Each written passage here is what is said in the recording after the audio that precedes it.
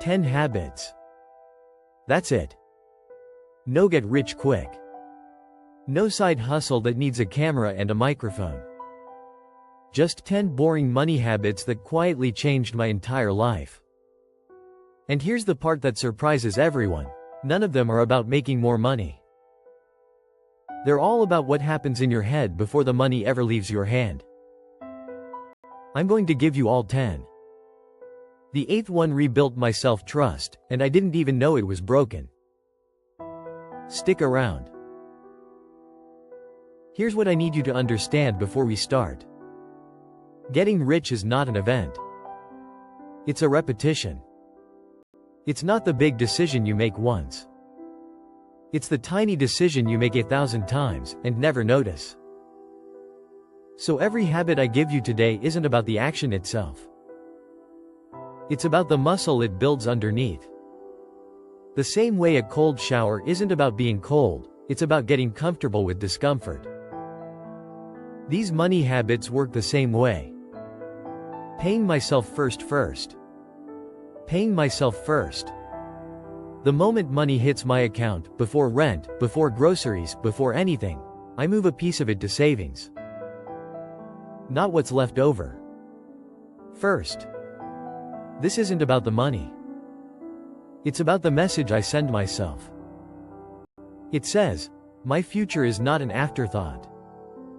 Every other bill gets paid on time, without hesitation, but my own future was always the one thing that got whatever was left. Not anymore. I pay myself like I'm the most important bill I have. Tracking every dollar second. Tracking every single dollar. Every day, I write down what I spent. Not a fancy spreadsheet. Just knowing. This isn't for budgeting. It's for momentum.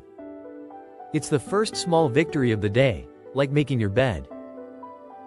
When I see my money on paper, it stops being this vague, scary fog and becomes a thing I can actually hold and look at. And once I can see it, I can start to control it. The 48-hour rule. Third. The 48-hour rule.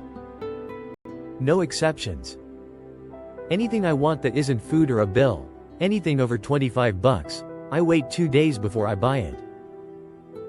This isn't about saving money. It's about choosing discomfort. For 48 hours, I sit with the urge instead of feeding it. And here's what I learned. The want is rarely for the thing. It's for the hit, the tiny dopamine of pressing buy.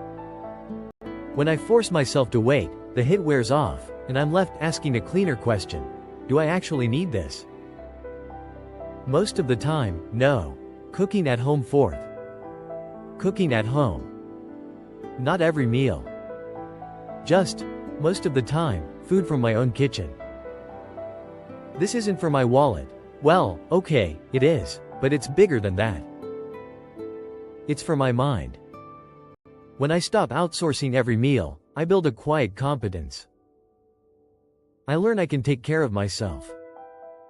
And that same confidence that says, I can feed myself, quietly spills into, I can fix my own finances too.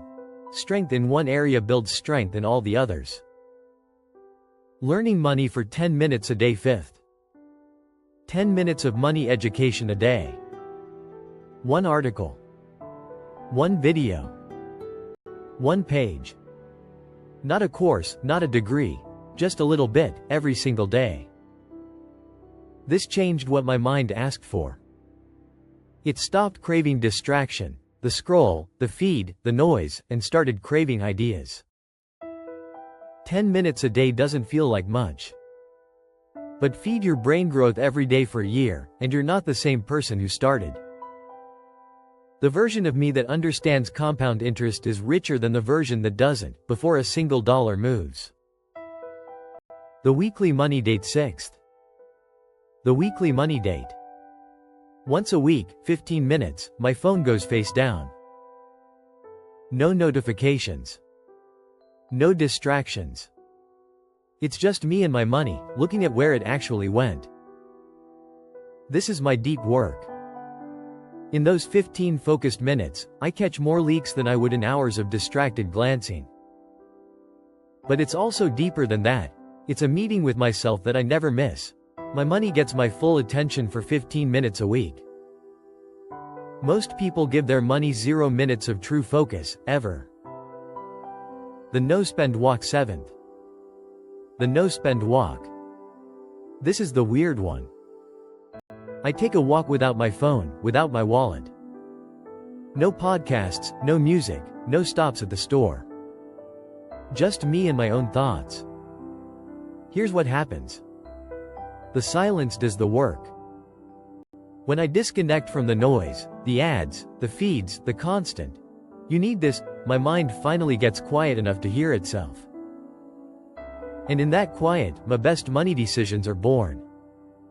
The answer to, "Should I buy this?" was never going to come from the thing that's selling it to me. Keeping one promise to myself daily. 8th. Keeping one money promise to myself, every day. It can be tiny. I won't buy coffee today. I'll transfer $10 to savings. I'll pack lunch. It doesn't matter how small. This is the one that rebuilt my self-trust, and I didn't even know it was broken.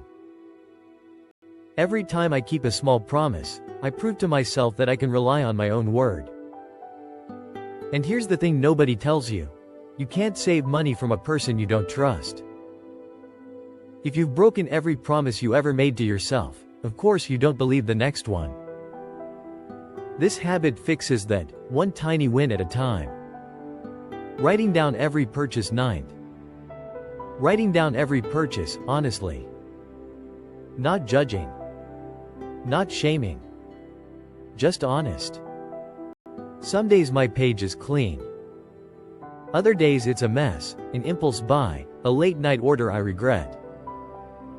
But every day, it's real. This is my journaling. It's the one place where I have a completely honest conversation with myself about money.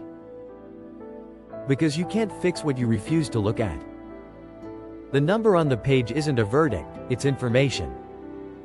And information, repeated daily, quietly becomes wisdom.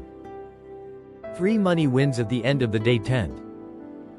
3 money wins, at the end of every day. It doesn't matter how small.